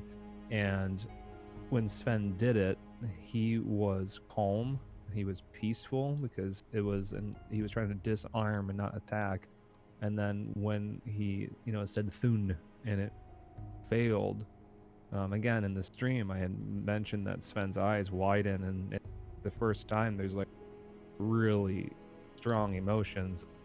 Physically you can see that he knows something bad's gonna happen now, because that failed, and that's definitely gonna agitate him. But the crazy thing is that Anthony had rolled really bad, but his plus, I think it was like a +5 to his wisdom or something like that, had him meet my spell save. What was your spell save? It was 12. Yeah, 12, so he just Roll met 7. it. Yeah, that's right. Yeah, he just met that spell save, and just like in anybody that plays D&D, it's sometimes it does come down to what would have happened if just that one roll either succeeded or whatever. And I felt like that could have, I mean, who knows, we can speculate. Yeah, I mean that definitely would have happened. changed the whole dynamic of it, obviously. Yeah, we would have turned into fucking Indiana Jones running away from the boulder. Yeah. Or if your AC was 1 point higher and you dodged that thrown Second attack. Yeah, if I had it seems silly mechanically that if I had my shield but I was still prone and unconscious, like two extra Yeah. AC. Held it close to his soul. You held it But, in front of you. But real talk, I started to get like legitimately angry at like decisions that and it's just in the heat of the moment, because like honestly chat, like after the episode ended, and you'll see at the end of the episode, like none of us are really None of having us fun. are okay. No. And I'm not even I having did- fun. No, yeah, it wasn't. and I it did the wasn't. equivalent.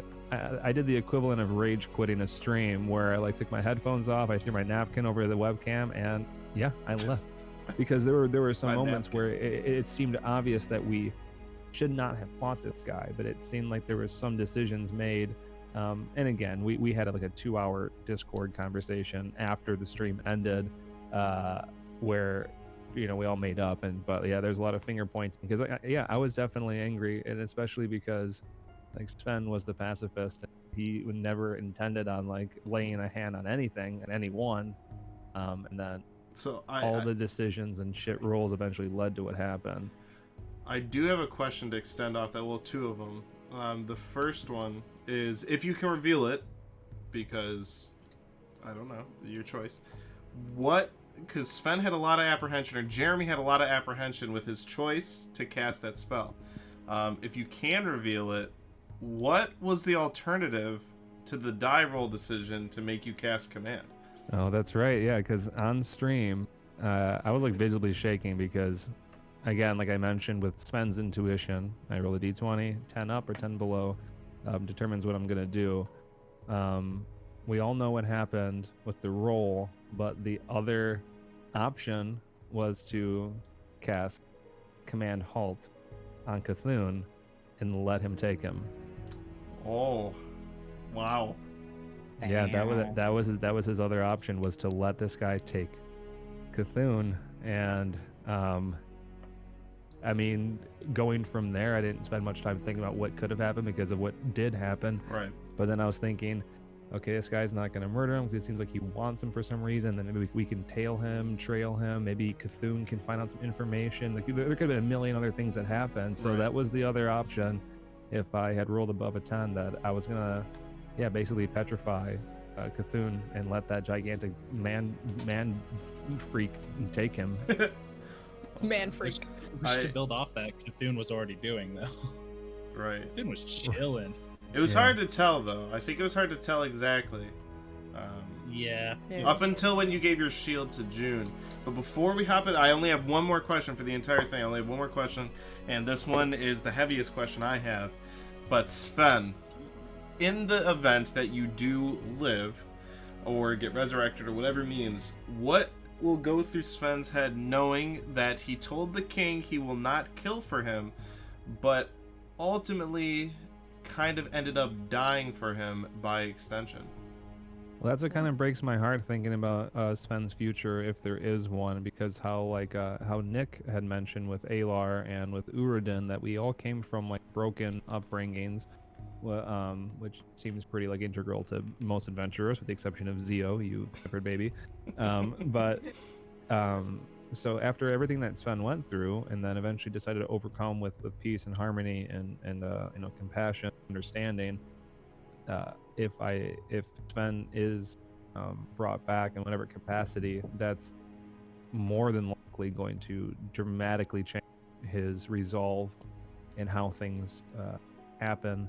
And I know that chat can see our character sheets, but my race as Sven, that will also change dramatically because of what Sven truly was, which never really came to light. But yeah, it'll Pun drastically, intended? pun intended. It'll like, it almost makes me nervous because Sven was always, like a goof, but very loving and also very like pragmatic as well, which is why he also took a liking to June.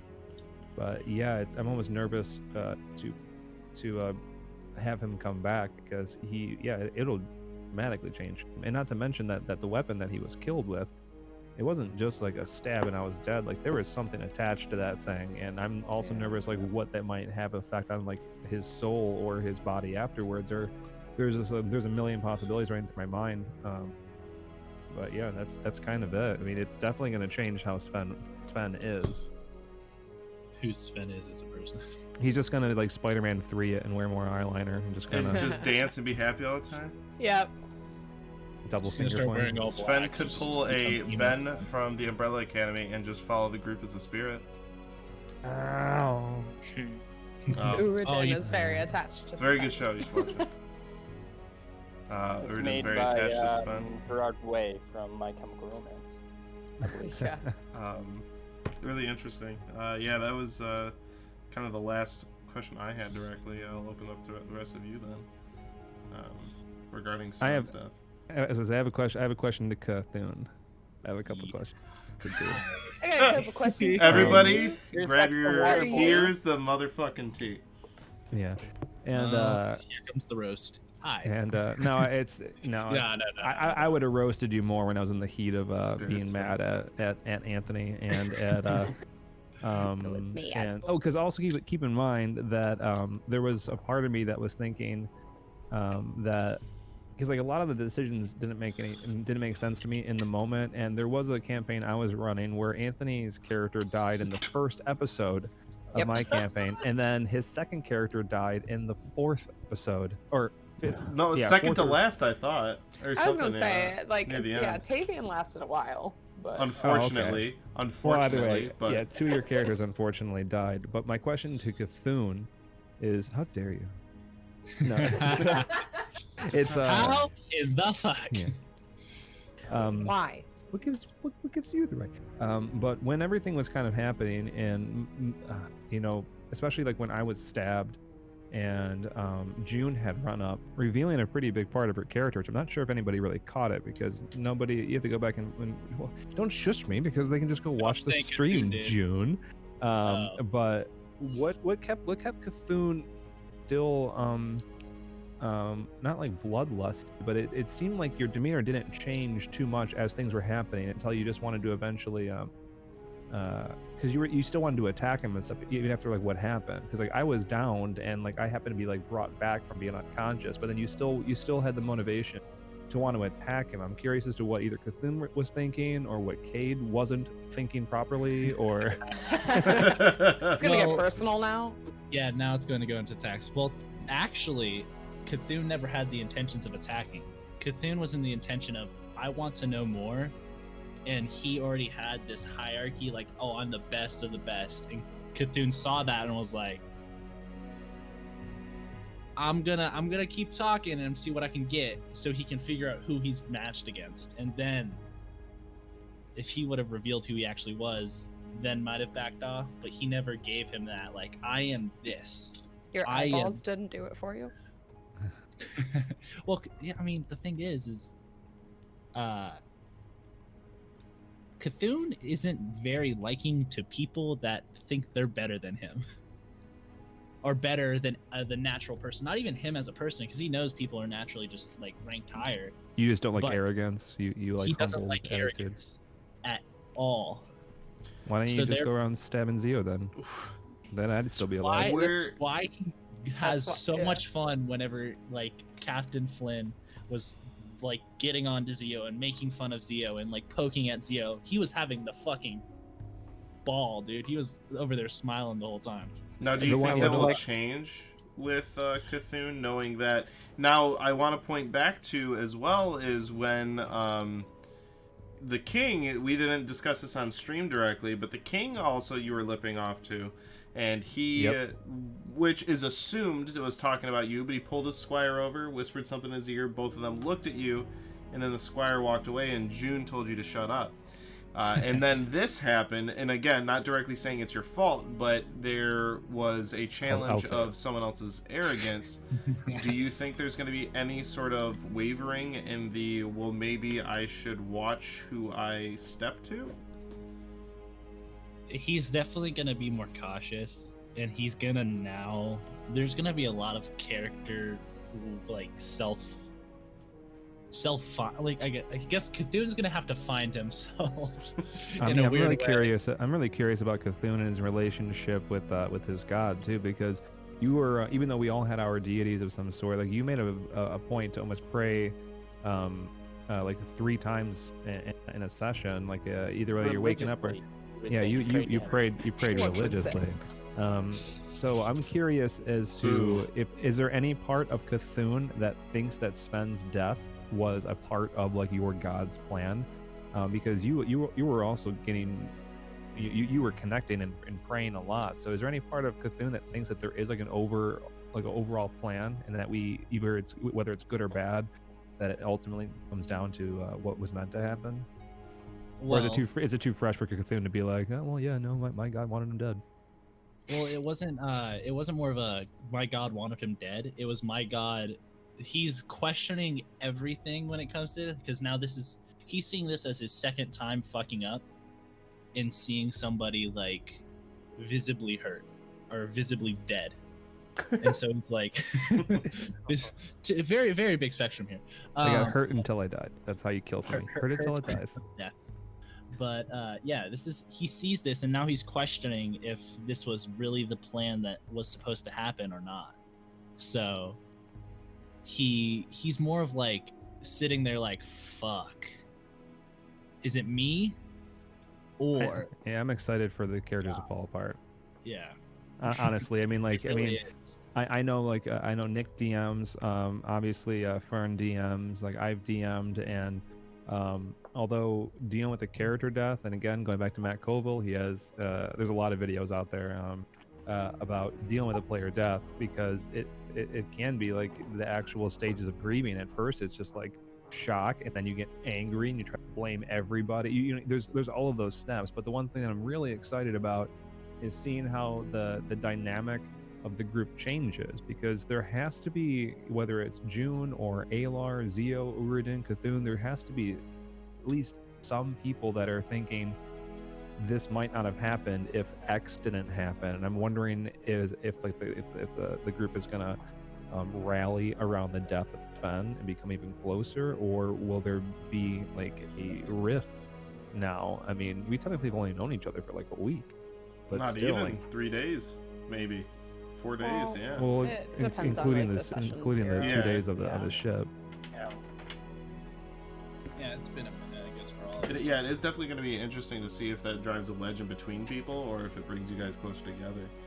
Cthulhu thinks he's gonna get the shit beat out of him by everyone. June's coming for you. I was gonna say, We'll well, say June, Yeah, you June were is at the scared. forefront June's scared. of the violence. Yeah, you pulled me off of the the first second place. that the glaive went into Sven, almost killing him. You rushed to his aid pretty fast, and then followed by Alar. Alar, you stayed mostly silent after that in terms of the interaction with this new character. So, June, like, what was going through your head, not the player's head, but June's head as this all was happening? Because up until that attack, just like Zio, you were relatively silent with the encounter. With the conversation, I should say. So, what was going through your head before, and then what happened after? Before, I was feeling like 13 HP, and I'm a hangback. And as June, not feeling the greatest, had no intention of fighting this guy. I guess that June kind of assumed that everybody else would have thought the same.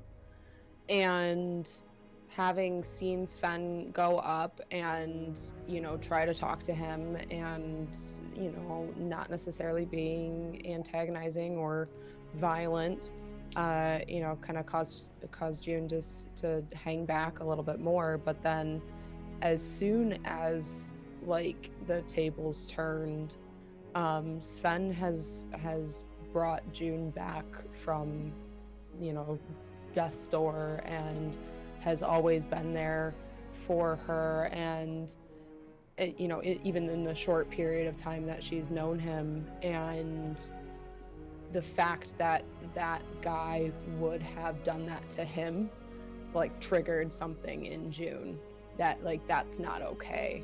And June's pretty in control of her emotions most of the time, but she kind of lost it there, because, you know, it was the one person that shouldn't have happened to. And so it makes him so much more evil, which is why which is what triggered June, is like, fuck this guy, but at the same time, I know that I can't win right now. And so my first thought is, I need to help Sven. I don't know how I'm gonna do it, but I'm gonna do what I can. I have a question for the DM. You know the motivations of that adversary. You know where he comes from. You know why he was there. You know what he's capable of, and you also know what we're all capable of. There's a moment in the stream. Again, you can go and check it out. It's on our YouTube now. There's a moment where Fern pauses, and he just apologizes and he says, "I'm sorry. This is what he would do." And I'm thinking, okay, Cthulhu's about to get slap chop dead, but he turns and he sees Sven on the ground still trying to collect himself from that first just single attack, and he throws the glaive, walks over, twists it, picks it up, stabs him again, because he wanted Cthulhu to hurt. He wanted everybody around Sven to hurt. Evil. But like, when you play a video game, you can't yell at the developers for making a bad guy that kills your main character. But when there's like the actual person controlling it, how did you feel knowing, because you knew I was probably going to die? Yeah. Yep. Because I was already prone. Yep. Like, that's a really hard thing for a DM to do. Like, when I killed you Yeah. first episode, I like paused for like 10 minutes and I was like, yeah, you're surrounded by 13 archers. You're level 1. This is what would happen. I'm sorry. It's not easy to do. Yeah, no, that sucked, and I haven't gone back and watched it, but what I'm assuming is it probably translated onto camera pretty hard. Is like the whole time, because I know that you guys, even like maybe if you guys really banded together at full health, you might have been able to do something to this guy. But with you guys hurting, with your separation, Cthulhu gave his shield up. At that point, there was not a way that you guys are winning that fight. So with everything happening the whole time, I was very shocked. With the biggest thing was Eddie's arrow, Cthulhu's arrow, and or not Cthulhu's, Uridin's. And Uridin did say, he's in the chat too. Uridin was on the same page at the start, but with Cthulhu having the attitude and Sven casting, having his friend's back was all on his mind. So that was the arrow. But yeah, when I was thinking to kind of give DM motive, there was some DM motive into it because he at that point liked Sven, which kind of came across. You know, he had a little bit of a laugh with you before he Yeah. attacked you. I want the orc. Which one? Fair enough. Ridiculous, Sven. So when he was standing there and got hit with the arrow, in the DM's head, he knew that if he attacked Cthulhu, then that would have led to some fight, or high possibility that would have led to a fight, which would have then led to a bigger fight, which would have TPK probably maybe. killed everyone. That's the Yeah. DM's head. From his head, which it came across, so this isn't revealing, you know, behind the curtains too much, but all of this kind of starting with him not liking Cthulhu, really, even with, like I discussed, you know, if he wanted you dead, Cthulhu, he would have probably killed you there. So if he really wanted something to happen to you, he would have probably taken you back, did something, you know, who knows what. But it probably, the first thing would not be, you know, killing you. Yeah, not to mention, he just mentioned in chat that he rolled an at 20 to hit him too, and it was sort of just like Yep. Yeah. Yeah, he did. I forgot about that. that. He That was like the did. last sliver of hope I had for that whole encounter. Was Oh, like yeah. when he shot the arrow straight up in the air. I thought it was gonna be some sweet like ranger thing where like the arrow falls and there's like 97 angels with their swords all falling down. No, it was Level a 3. normal arrow, but it was level 20. Yeah, just Yeah, honestly, if that didn't hit, that obviously would have went a lot different, and we can get into the what ifs and stuff. But in his head, because all of you in his head, besides Sven and Cthulhu, are non-issues. He didn't talk to any of you, didn't have any interaction. But with how hard Sven was trying to not take Cthulhu, it was definitely in his head that, well, to make this guy suffer, killing the friendly one is going to do it the most. So that at that point, that's when you heard me say, I'm sorry, but this is what he would do. That was his thought process. And I even thought, I was like, well, he could attack Cthulhu. He could just shrug it off and be like, oh, thanks for hitting me. Didn't hurt. Yeah. And leave. But I was like, that doesn't seem too genuine. I thought that's what he was gonna do personally. oh, well, you And- just knew that he was gonna kill me. Well, you're just the smartest. No, 10 no, HP. no, no, no. Oh. Fuck you. I was saying I thought he was gonna just get hit and then look at you guys and just pity laugh and then walk away. Worst Kinda nat just of as like D&D a- life.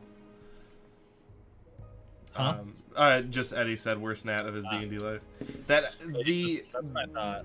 the hating you even extends into, because you hit him for a pretty good chunk of damage, like 20 something damage, Mhm. and him Yeah, you sliced him good. still ignoring you, separate from the fact that he didn't have his weapon, and he probably could have crushed your skull anyway, but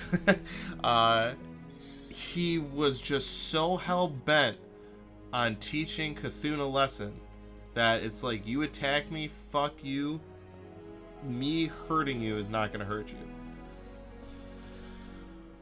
Hurt everybody around you. I hope He that is answers the question. evil. I don't know if I danced around it. No, it definitely answered the question. And like when that whole moment was happening, I mean, like there's no way I hid how I feel when we were playing, but like, yeah, like because we had left battle where we had like the grid, we knew everybody was. And, like theater of my mind betrayed me because I was so angry because I didn't know how, because I thought that he walked Cthulhu back to the caravan because he walked from the caravan and then like Sven walked up a little bit, then he walked closer, Sven walked closer, and then there's kind of like that gray area of where everybody was specifically.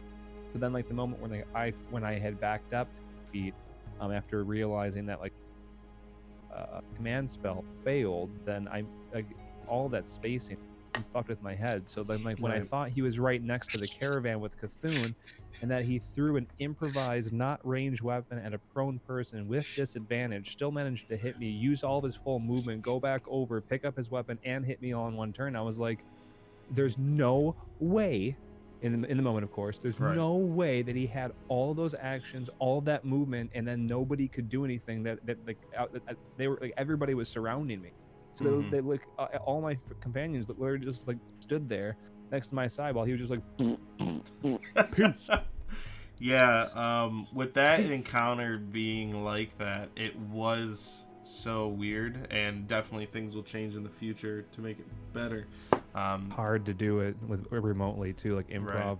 Right, improv and that. let me put this too. Let's say, and this isn't saying that, we shouldn't, but let's say we had the grid and everything. The funny thing about it too is like rounds in combat, right? Because he was acting on his initiative, because we did have the initiative. Just to kind of make it a little comedic bit is, if we had the grid and you guys are watching all this, even with him attacking, you would have still watched him trounce up to him and still, all right, he finished his attack, he just, and then next turn, all right, who goes next? But Yeah, what did so so it was essentially Cthulhu's pride that killed Sven. It was like I think it's a lot of things. I was gonna say it's Nah, easy it's- to point a finger, but there were a lot of things that went wrong that Yeah. led up to that. And then I failed my last death save. Like Yeah. I could have rolled Yeah, saved. I could roll the next 20. and it's like Cthulhu was antagonizing him with a smart mouth, but also like Sven the guy passed his check Mhm, and barely. like and then Uridin shot the arrow and he hit and Yeah, and I mean, even the very start of it too, like Sven cast the spell. that was so- what I was mentioning, is like he made the save. Yeah, like it's- Sven decided to cast the spell, and So it's So- definitely not one person's fault. It No, is a and- collective faults and bad rolls, and the whole situation got fucked very fast. and I think that's why, like, obviously, like, Jeremy playing Sven was very upset, because if I don't know about anybody else that plays D&D, but like, when I make a character, and my heart is in that character, and it hurts if like you freaking die. But Yeah. on top of that, I Yeah, it think does. it does. It hurts real bad. It hurts even But- worse when it's twice. Yeah.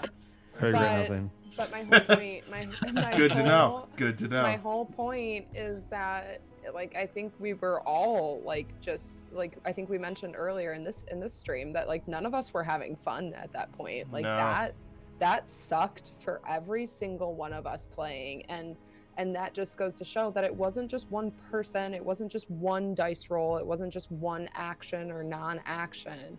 It was a series of events that just went like bad to poor to worse to It's like shit. we tripped over our shoelace and then like stepped on a rogue's gate and then like flipped over and like slid down like something else, and then it It constantly was like happened. a terrible snowball Just effect. shoots and that ladders, just- eels and escalators all day long. Yeah, but like with like So- honestly, like I started to get so angry, like especially like when Uridin shot that arrow.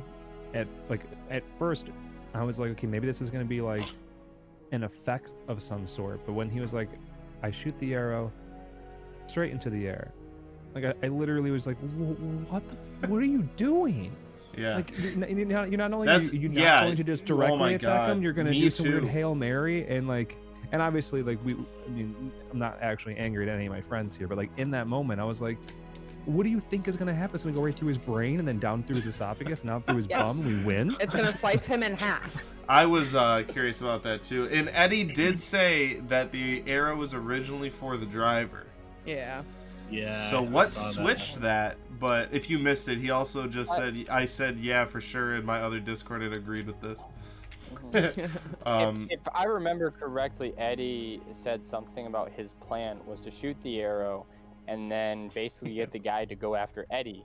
And then he set the bear trap. Yeah. Yeah. I remember because we He were He all wanted like, to stop "You just him. set a He wanted fucking to bear trap him. trap," and we were all Yeah. Mhm. yeah. I thought Yeah, he he was in wanted the to tree trap when him he so set we the could get trap. away. Yeah, he was. He No, he was, set it on the yeah. ground and then went up in the tree. Yeah, it was Yeah, on the like ground, it but- wasn't connecting in the DM's head either.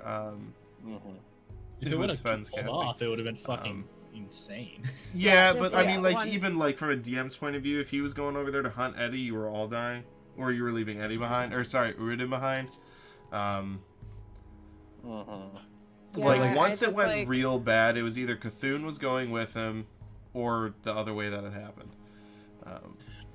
Yeah, but even So- even I find it kinda funny. Uridin mentioned in chat too, and like in hindsight, because we did our episode 0 together, which I don't know if we're planning on putting them up at all, but like in our episode 0, it was Uridin and Sven. That's how we met, and like he helped me. He was a stranger that came out of the bushes and was just like, oh, this skinny little nerd's getting attacked by a bunch of bad guys. Literally, I would Yeah, say we and should so post like that because he it's funny. he helped me.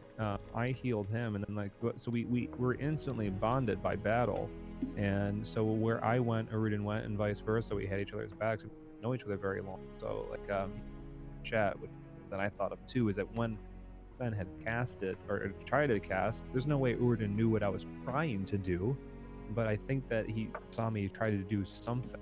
And first thing that Uridin probably thought was, I have your back. We'll go down in a blaze of glory, or How could Like, the you know, loony been with you, bud? yeah, like I will fall with you trying to defend you. And like I understand that, but like also like when all that stuff's happening, it's really hard to stay in character, because then you're just like you as a person playing the game, because ultimately that's what it is, and you're just like, no, metagame, break all the rules, metagame, just let's get out of here, let's go back to a Right. tavern, let's go back to Quinn's Tavern. Yeah. Yeah, and Eddie actually, if you didn't see yet, he agreed with you. He said the casting caused his change. So that Yeah. was Yeah. you pegged it. That was, and obviously, like I see that now that you pointed it out and stuff too. But yeah, during the moment, I was just like in my head, I'm like, why? You can see Yeah. that this is horrible. Why would you hit him with an arrow that at most would have done like 20 damage? But one thing I want to Um, give to credit to the DM too is that you weren't gracious, and I mean that positively. I mean, because it's like I said, DMing is a lot of responsibility and work, and a lot of times it's, meaning for a player, it's not necessarily fun, but with the story that is unfolding with what happened in chapter 5, I think it's going to create so much more for us to play with than if he was just like, yeah, my name's Steve and I run the bad guys clan down under, I'll see you there, and like just left, you know what I mean? Even if there's like a long, like ad nauseum conversation between everybody else, I think, and this is like my character's dead, coming from me, I think like that was probably the best episode in my opinion, because of the narrative possibilities. And it's hard to do that knowing you're not gonna make anybody happy. I mean, like, Chad, go watch the stream if you haven't caught it yet. Go rewatch it and watch how none of us are happy or having fun, or how I rage quit and threw my headphones off. Like, none of it was I didn't have any poise. It wasn't like, all right, gracious DM, I know we all made mistakes and I will accept the consequences. It was like, no, baby us. No, you're not gonna make me sad, but you stuck with it, and like that's hard to do as a DM. I have a small question. Hey, what? Were people? How many people were okay with Cthulhu just going? Can we get a vote in chat? No, Hey, I chat. will say that, like, At I some wasn't point, okay people with were that just like- either. Yeah. by a use of the hand emoji. Who was okay with Cthulhu leaving?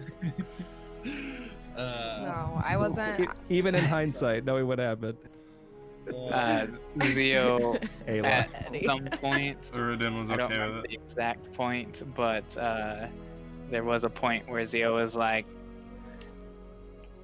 Cthulhu's gone. Like, we need to get the fuck out of here. Yeah. Alar I definitely. We got a couple votes, it- but it- some people didn't want it either. Alar definitely was like, because he actually has experience with glass, shown by him speaking in Giant. Yeah, he was like, you know what, this is what is fair, and that's what that's the best course scenario. Because also, yeah, if him expecting the guy to kill someone, that's probably gonna end up into a TPK.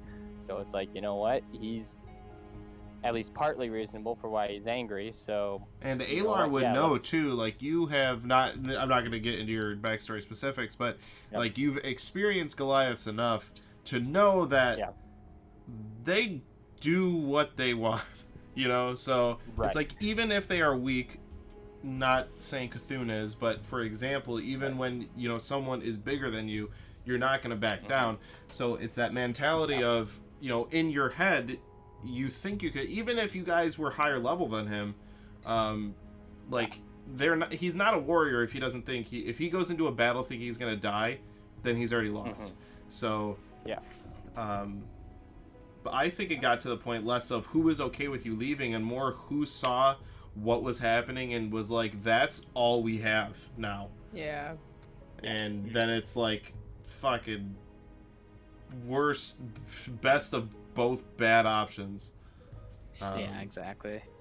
And now we get someone to come and be the turtle as a character. That'll be our. Hello. So No, Anthony already gave me the character sheet for the guy that killed Sven, and now I'm gonna play him.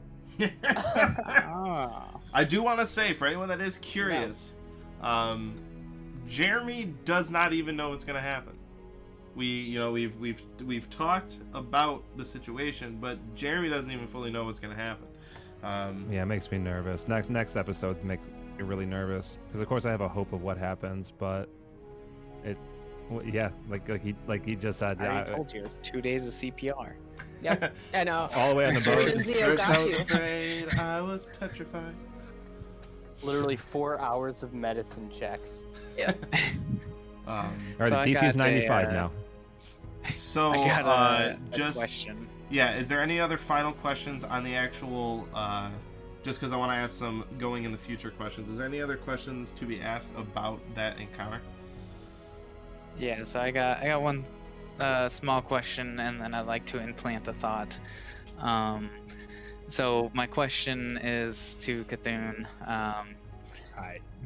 When, if there was any thought in Cthulhu's head, when was that moment, if there was one, where he went, I fucked up, I shouldn't have started this? The second Sven did anything, he realized, shit, we're not in the right area. I'm not prepared for this. Granted, he was feeling great. He was at full HP. He was having a time of his life. But as soon as Sven casted, he was like, that wasn't the plan. And then like decided to go in and try to dissolve it. And then realized, yeah, there's a small chance that Sven's not gonna make it, and so am I. So he realized at that point he had to make a sacrifice and realized, shit, I did this. Okay, And so then- there was a point. There was a point where he was like, god damn it. And the thought that I wanted to implant, I'm pretty sure Cade and Force here have already. I said this once already to them, so they know. But so we're talking to the king, right? Cthulhu's lipping off, and he's like talking to a squire. I love that. And then Description. afterwards, we all kind of assume like, shit, Cthulhu just fucked up. And then directly afterwards, the king says, you all need to go to this spot. And who do we meet at this spot? This is giant guy that ends up killing Sven. And why did he kill Sven? To teach Cthulhu a lesson. What if the king told the squire to set that guy there to teach Cthulhu a lesson, and it was Big that brain. guy? Well, No. The only reason I disagree with that, Anthony's like, that's good. That's That's good. good. Oh yes, you guys just hear in the background, and then rigorous pen writing. the only reason I disagree with that happening, or the reason of that, is because he originally at the end was gonna just take me, and then he was you like, don't know how the "Nah, king fuck wanted it, you punished?" Sven." Well, yeah, I think Well, that if he was gonna work for the king, it was he just a would've done funny it the thought. way. You know? Yeah, no, it is a funny thought. There is one like small thing that I don't know if anybody caught it, but after everything happened, after you guys had drugged Sven's body away, and our adversary had left to go in his logistically impossible caravan, the operator of said logistically impossible caravan, who was hooded, we couldn't see their face. I was wondering if anyone caught Yeah, that. Yeah, I that caught that it. the Shook his head at me. the driver just I think in general over the whole thing just shook his head and then kept going. So I mean, I can't meta it. Well, I mean, Sven's dead in the first place, so he can't think anything of it, but like Jeremy as a person, as me, thinking about that person, we don't even know if the person that shished Sven was even the big bad. Maybe it's like a whole ruse where, like, you know, it's like Padme Amidala's got like her double. What if like the person that was pulling the wagon just like, what if that was like some crazy sorcerer? What if that was like some undercover person that's supposed to help us? Like Anthony made a point, and I don't think it was just for flavor, that person was disappointed, or at least they could have been laughing. They've been like, idiots, they thought they could fight that, you know. But the point is that now that person has mystery character, and I'm wondering who that is. It's probably Dilakel. Somehow, I don't know. Somehow, yeah, somehow it is. Yeah. It is. Somehow, it definitely is. it's Dilakel somehow. You know, I've so many times thought, I was like, can I possibly throw him into another campaign?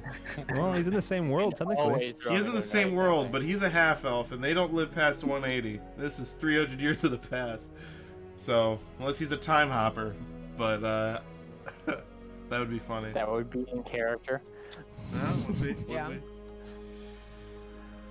I definitely, or Alar definitely, during the course of his conversation with the Goliath, was starting to think that the person on the carriage was running the show, the driver of the carriage was running the show, or that the Goliath was not. I mean, yeah, it didn't feel to Alar and nor as to me as if that Goliath was the leader. I'm not saying that he was that there were more powerful people, but it just didn't seem like the Goliath. It felt the Goliath, not out of place, but yeah, the Goliath didn't feel like the main event. You see, these are the kinds of questions, you know, if they don't ever reveal themselves in the entirety of the campaign, you guys got to get a notebook down of campaign wrap-up questions. Who was on the cart? Yeah, I'll say something Who's the tells guy me on this the cart? episode won't In the slip cart? my mind. Yeah, you know, it might. But I mean that just makes me really excited for our next episode that'll be streaming on Friday at 7 p.m. Eastern Standard Time on Twitch, the Arcane Archive. Yeah, you're this next watching now. episode. I mean, we don't know. Like I honestly, reluctantly, half excitedly, am making. Well, I don't want to spoil anything, but I have no idea what's gonna happen. I don't even know if I'm gonna be on the stream. Like, I'm just gonna be a blank screen. You're just gonna hear me like through June's mic, just like, can I play? For all I know, we have no That's true. idea. I'm very excited for the next session. I guess on that note, just before we move on, is there any other final comments, questions, concerns from the chat, from players, for me, for each other, for Sven, anything related to the end of that episode?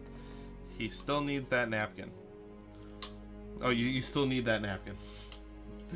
For your What napkin? For your camera. So Your I'm camera nap. still stuck on the Oh. wolves. I'm kind of pissed off at Zio. I'm still upset about the. You guys wolves. get on the boat. All right, that's serious, but we got a little bit of a travel, so the wolves. Yeah, the I was wolves. about to say, bring that up to Save Zio. Sven. See Hashtag what save Sven. happens. No, Alar's definitely past the wolves. I mean, he isn't, but I have other things in mind. But yeah. Other pressing matters.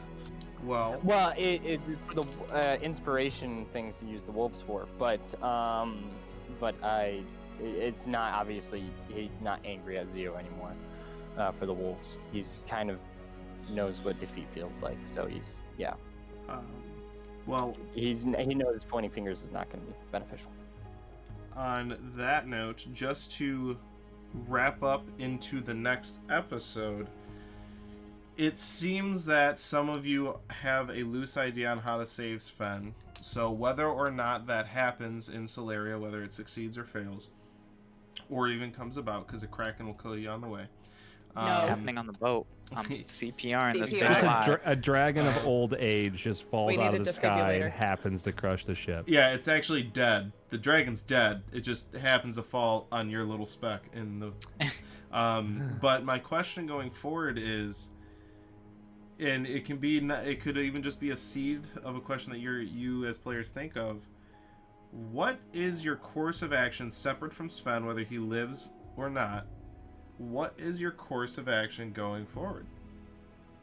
In terms of, And if you can't reveal it, you can't reveal it. But what is your course of action of, are you guys going to try to hunt this guy? Are you like, whoa, like, never going to happen? Like, where is your guys' mental state at going forward?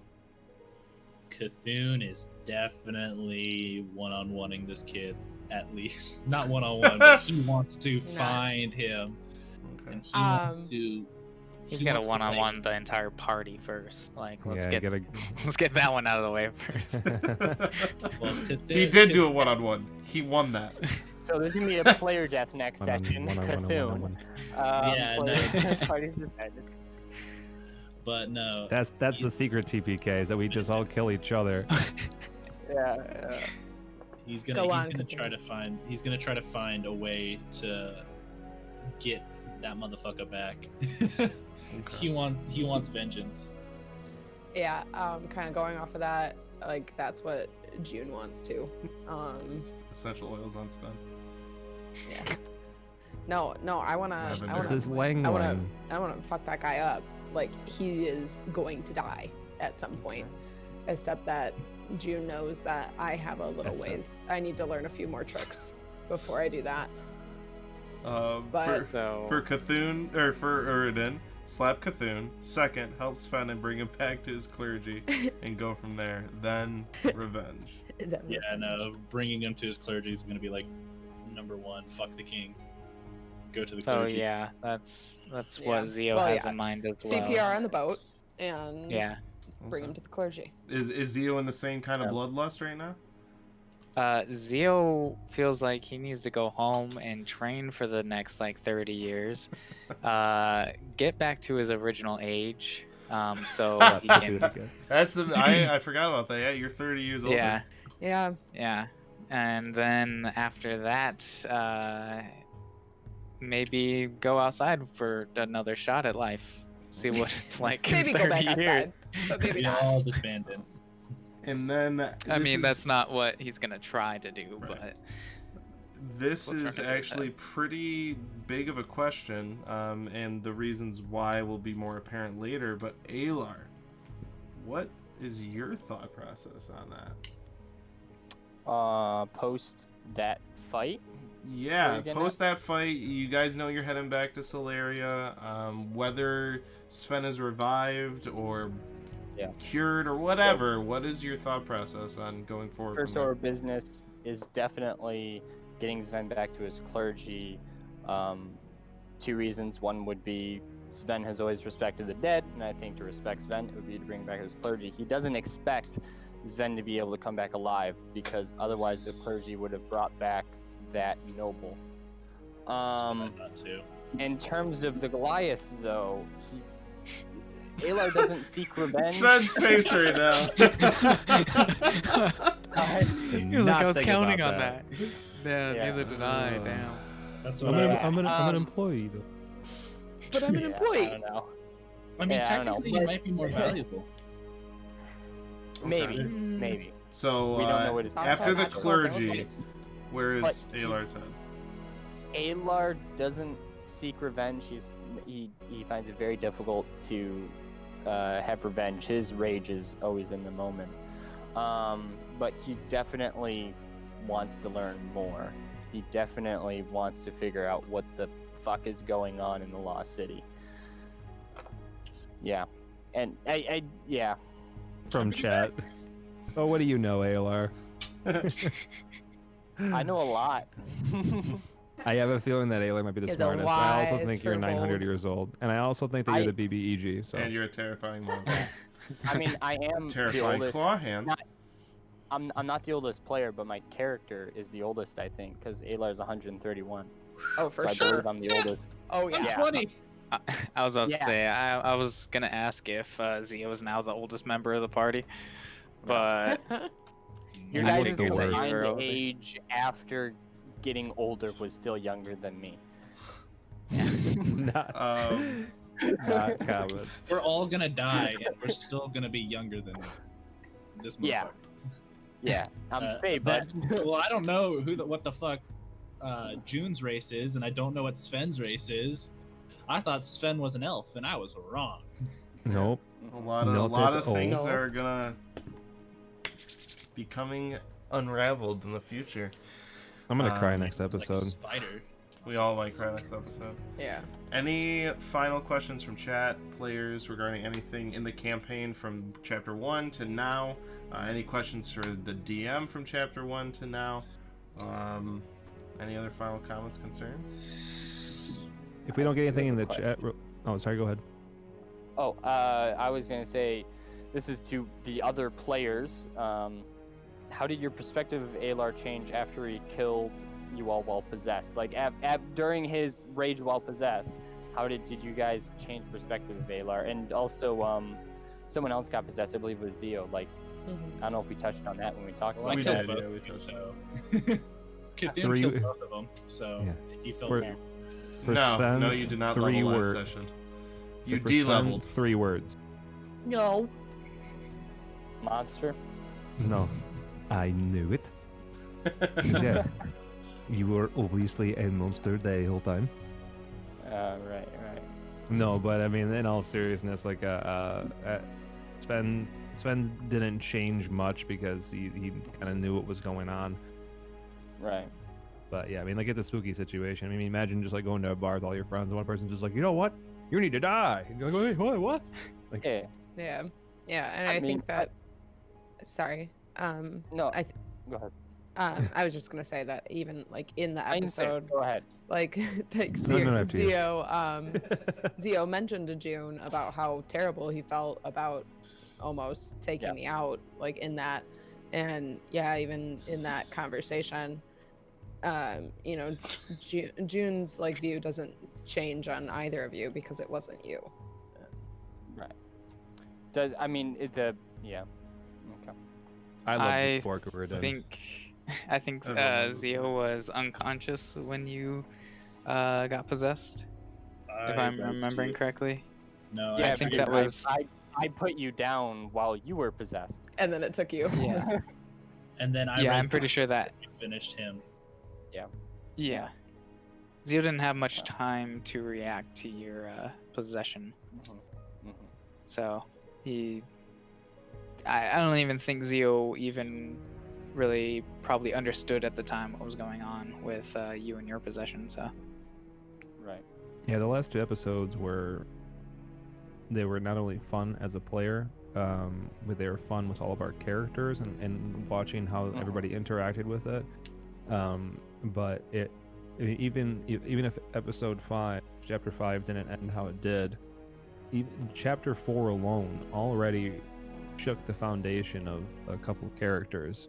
And even that would have been a lot to deal with going into chapter 5, but like everything was still moving forward time-wise, even though, you know, with real time it's a week in between sessions, that there still wasn't even, I mean, like you mentioned it a little bit, Charms, that like Zio was still dealing with the fact that not only did you age 3 decades, but you weren't as powerful as you thought. You were humbled, and your ego is bruised, and you were possessed, and you hurt. Like a lot happened to you specifically. So like there was already that going into chapter 5, and then chapter 5 rocked everybody, killed one of us, and now like going into chapter 6, like there's a lot to deal I need with. a drink. Yeah. Tune in June on needs some wine. Tune in on chapter Friday. That's what I was gonna say. To the chapter. Chapter Friday. Everyone's just gonna be shit faced on the stream. Just Oh crying. God. Let's just- Wow. bury Sven and go home. Everyone goes back. I go back to the temple, and You can all come to my house. It's all good. There's room. Yeah, there you go. Let's just Oh There's no. The definitely room room. for me, I mean, like from a physical standpoint, like would I fit into the carriage to get into Logistically, is there room? If that big bad Goliath fits in a carriage, you're gonna fit in a carriage. It's gonna be I'll fit in the okay. carriage. I'll Okay. get the magical one that he used. The Bring convertible tissues. carriage. That's I right. really- Bring tissues. I am hoping for one thing, which is never going to happen, but it would be like a really fun thing for the story to happen, is that all of what happened in chapter 5 and chapter 4 was what the Undying Court was showing Sven what was going to happen, and now we're actually landing on the shores of the Lost City. Because then I can just be like, Huh. okay, there's going to be a big fucking guy that does not like me, so let's knuckle this way. It was all a dream. We're fucked. And then I can get my pet wolf, and I can yell at Zio, "Don't try for it. I'll actually roll well." And We can all ride them. Right up to victory! Oh, chapter 6. Oh my goodness. Yeah, It's well, fine. Cthulhu will just defy his god and then sell his soul to a devil. It's all okay. That's cool. on those final notes, make sure everybody, if anybody new here is here, make sure you follow our Twitch channel so you know when we're going live. We are 2 follows away from applying for affiliate, so we can get that info, our sub button, as well as make sure you follow our Twitter and our Instagram and our YouTube. All of our sessions go live the following Tuesday. These, we don't know exactly when they're going to upload, but we will figure that out, and that will be out there, and hopefully we do these consistently as well. We have a new song that's going to be uploaded soon, as well as you're going to hear that for the first time on Stream Friday. A lot happening this week.